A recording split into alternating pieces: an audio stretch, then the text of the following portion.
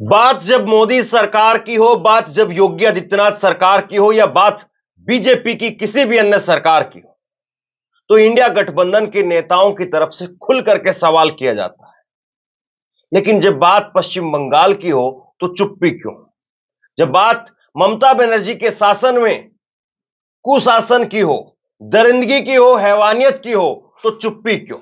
यह सवाल इसलिए महत्वपूर्ण हो जाता है क्योंकि ममता बनर्जी जो खुद इस देश की इकलौती महिला मुख्यमंत्री हैं और उनके राज में कोलकाता के अंदर एक 31 साल की महिला डॉक्टर के साथ में ना केवल दरिंदगी की गई, हैवानियत की सारी हदें पार कर दी गई और उसके बाद उसको मौत के घाट उतार दिया गया। लेकिन इस पर जैसे लीपापोती की गई सरकार की तरफ से, जिस प्रकार से ममता बनर्जी सरकार की तरफ से इस पर जो लीपापोती की गई, वो लीपापोती ये बताती है कि सरकारों की चमड़ी कितनी मोटी होती है।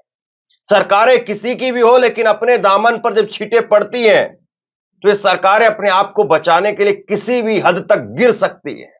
और वही ममता बनर्जी की सरकार यहां पर इस मामले में करती हुई नजर आई। इस 31 साल की महिला आत्महत्या बताने का प्रयास किया और अब हाईकोर्ट की फटकार के बाद केस को सौंपा जा रहा है सीबीआई को। सबसे बड़ा सवाल यह है कि इस पूरे केस को लेकर के जो मुख्य आरोपी है, जिसका नाम है संजय राय, स्क्रीन पर आप चेहरा देखिए, संजय राय। यह संजय राय नहीं बल्कि एक चलता फिरता एक दरिंदा है। यह संजय राय, इसके खिलाफ सबसे बड़ा सवाल यह है, क्या बीजेपी भी इसलिए मोर्चा नहीं खोल पा रही क्योंकि इसमें कोई हिंदू मुस्लिम एंगल नहीं है और इसीलिए मीडिया भी इस पर तुल नहीं दे पा रही है? वरना आप सोचिए कि सरधा हत्याकांड को किस तरीके से उछाला गया। जहां पर भी हिंदू मुस्लिम या विपक्ष की सरकार का मुद्दा मिलता है तो वहां पर मीडिया और बीजेपी हमलावर हो जाती है। लेकिन संजय राय है ये, तो राय आप समझते हैं, बीजेपी को भी लगता है कि मेरा वोट बैंक थोड़ा बहुत जो आया है प्रकाश का वो कहीं खिसक ना जाए। किस तरह की घिनौनी राजनीति होती है आप सोचिए।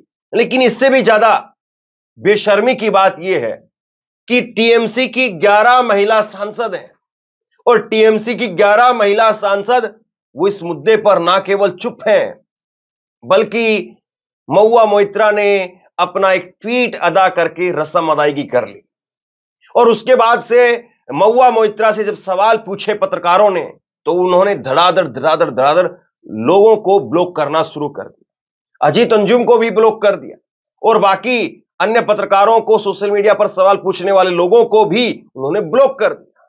कमाल की बात, आप संसद के अंदर सबसे मुखर होकर के बोलती हैं और आपको लेकर के हम जैसे लोग ना जाने कितनी बार आपको कहा है कि आपने बेहद शानदार तरीके से, चाहे वो बिल्किस बानो की बात हो, चाहे और दूसरे अन्य किसी मुद्दे की बात हो, आपने जम करके जो है वो सरकार से लोहा लेने का काम किया। लेकिन यहां पर चुप्पी क्यों? और चुप्पी भी नहीं, आप तो मुंह बंद कर रही हैं। जो लोग सवाल पूछ रहे हैं उनका मुंह बंद कर। लेकिन सबसे पहले जरा मैं आपको सिलसिलेवार तरीके से पहले सवाल जवाब और पोस्टमार्टम की रिपोर्ट आपको दिखाता हूं। ममता बनर्जी की सरकार से सवाल निश्चित तौर पर पूछे जाने चाहिए, कड़े और तीखे सवाल, और उनकी सरकार इसको लेकर के कटघरे में। सरकार और अस्पताल प्रशासन पर लगातार सवाल उठ रहे हैं। मामले को लेकर के अस्पताल प्रशासन पर लगातार सवाल उठ रहे हैं कि 9 अगस्त की सुबह ट्रेनी डॉक्टर का शव मिलने के बाद प्रशासन ने पीड़ित परिवार से झूठ बोला था। मीडिया रिपोर्ट्स के मुताबिक अस्पताल के असिस्टेंट सुपरिटेंडेंट ने सबसे पहले ट्रेनी डॉक्टर के परिवार से बात की। उन्होंने कहा था कि आपकी बेटी ने सुसाइड किया है। इसके बाद में ट्रेनी डॉक्टर के माता पिता तुरंत अस्पताल पहुंचे, लेकिन प्रशासन ने 3 घंटे तक उन्हें इंतजार कराया। परिवार के बहुत जिद करने के बाद प्रशासन ने उन्हें ट्रेनी डॉक्टर की बॉडी देखने दी। ललन टॉप ने उस परिवार से बात की और उस परिवार ने बताया है कि किस तरीके से उनको इंतजार कराया गया। आप सोचिए जरा उस परिवार के बारे में, उस परिवार में उस पिता के बारे में, उस मां के बारे में। वो पिता जो अपनी बेटी के शव को देखने के लिए अंदर जाता है, मोबाइल से फोटो खींचता है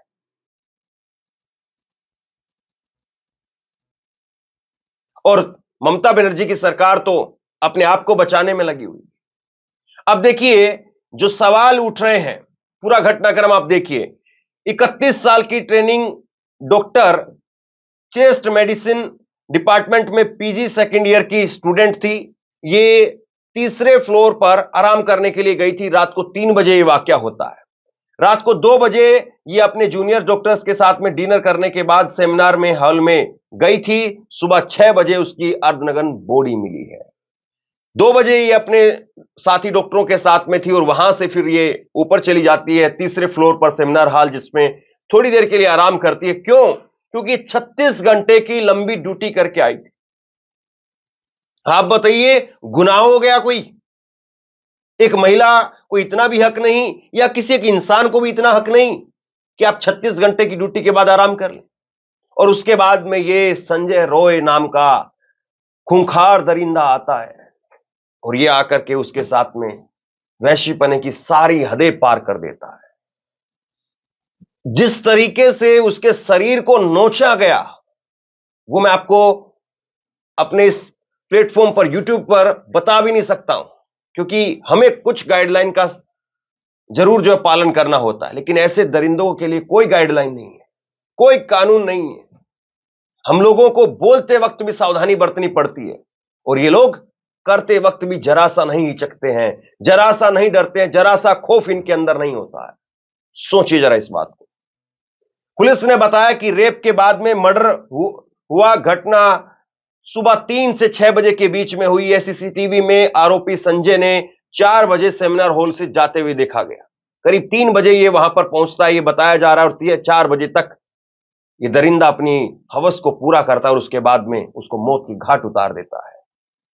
पोस्टमार्टम रिपोर्ट के मुताबिक ट्रेनी डॉक्टर की प्राइवेट पार्ट, आंख, मुंह से खून बह रहा था। चेस्ट, चेहरे और नाखून पर चोट के निशान थे। ममता सरकार ने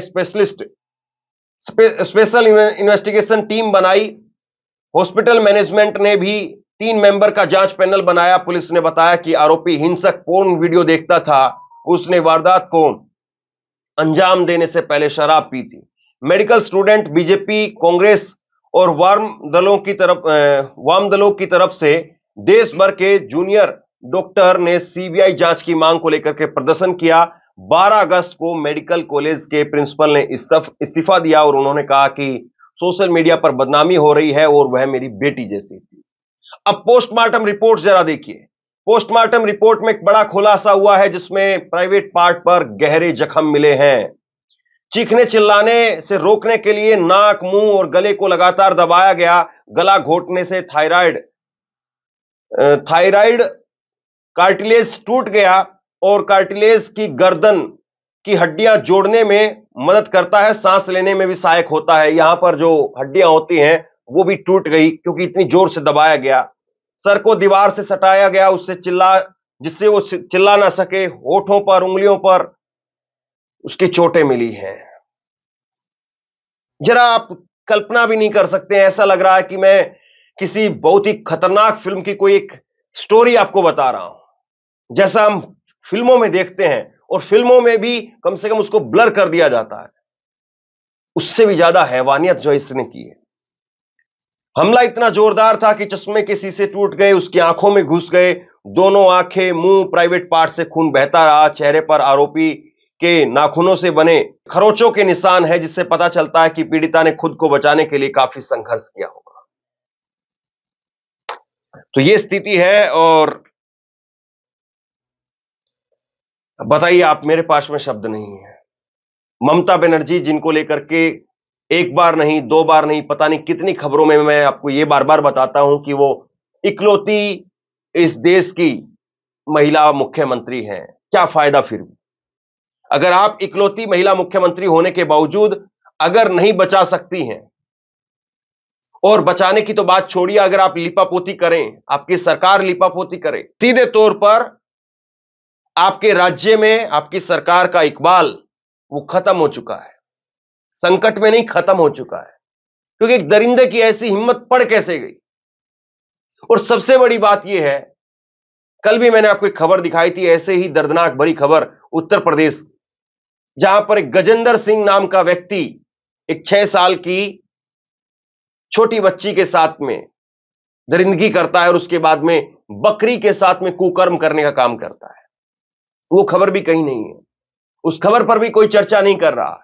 वो उत्तर प्रदेश की घटना है, ये घटना जो है वो पश्चिम बंगाल की है।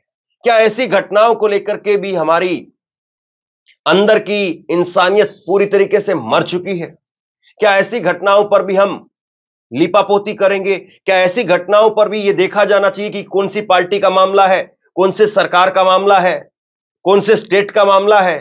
योगी आदित्यनाथ का है तो चलिए बोलते हैं, ममता बनर्जी का है तो चलिए बोलते हैं, अरविंद केजरीवाल का मामला है तो चलिए नहीं बोलेंगे। यह कैसी बात हो गई? क्या देश में कम से कम इतनी भी संवेदना नहीं बची है कि किसी मामले को लेकर के अगर कहीं पर भी कुछ भी गलत हुआ है, महिलाओं के खिलाफ अगर मामला है, बच्चों के खिलाफ अगर मामला है, कम से कम अपराध के, लेकिन इस पर भी राजनीति, इस पर भी राजनीति के तहत ही बोलना कि इस पर हम बोलेंगे, इस पर हम नहीं बोलेंगे, और बोलने पर अगर उनकी सांसद ब्लॉक कर देती हैं तो इससे ज्यादा शर्मनाक और क्या हो सकता है? सोचिए जरा इस बात। प्रियंका गांधी ने इसको लेकर के लिखा है कि कोलकाता के केआरजी कर मेडिकल कॉलेज में ट्रेनी डॉक्टर के साथ में दुष्कर्म और हत्या की घटना दिल दहलाने वाली है।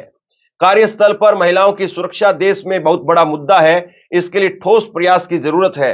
मेरी राज्य सरकार से अपील है कि इस मामले में त्वरित और सख्त कार्रवाई हो, पीड़िता के परिवार और साथी डॉक्टरों को न्याय मिले। ममता बनर्जी ने परिवार से मुलाकात की है, लेकिन मुझे लगता है कि बाकी नेताओं को भी पहल करनी चाहिए और बीजेपी को पूरी ताकत से इस मामले को उठाना चाहिए। बीजेपी के बड़े नेताओं को इस मामले को लेकर के बोलना चाहिए और साथ ही साथ आप अपने राज्यों में भी बोलिए।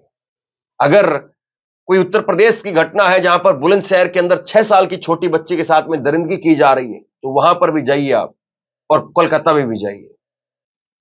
लेकिन राजनीति के लिए यहां पर चुप्पी, वहां पर बोलेंगे, वहां पर बोलेंगे, यहां पर चुप्पी, ये इस देश के लिए माफ कर दीजिए, इस देश के लिए बंद कर दीजिए। बहुत बहुत धन्यवाद।